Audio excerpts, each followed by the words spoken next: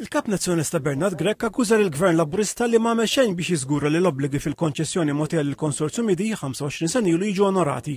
Starja tal-Partit Nazzjonalista kwotat lil Dr. Grech jgħid li waqt li jifhem li hemm konċessjoni, il-Gvern għandu responsabilità u l-obbligu li jara li jiġu rispettat kull ma hemm fil-kuntratt u jara li ma kondizzjoni tinkisru. Skont il-Kap Nazzjonalista, il-Prim Ministru Robert Abela għamel U-turn wara l-ħabbar li qed analizza l-konċessjoni kif qal li talbu jagħmlu ġimgħa ilu biex jara jekk il-konċessjoni għadix valida. Żied li l-Prim Ministru għandu jippubblika l-pariri li kun qed jingħata fl-iqsar żmien possibbli. Il-Kap Nazzjonalista żied jgħid li dwar il-konċessjoni kien hemm qbil unanimu miż-żewġ naħat tal-Parlament u żied li l-Partit Nazzjonalista jifhem il-frustrazzjoni tan-nies b'mod partikolari ta' residenti fil-lokallatajiet fil-madwar li qal xebab din is-sitwazzjoni għax ilhom sintwali ġorru l-pista li żvilupp f'dawn l-inħawi kif ukoll il-problemi li qalet iġib magħha żieda bla kontroll fil-popolazzjoni li qed taffettwa b'mod sinifikanti li dawn il-postijiet ikollhom inqas ta' spazji miftuħa.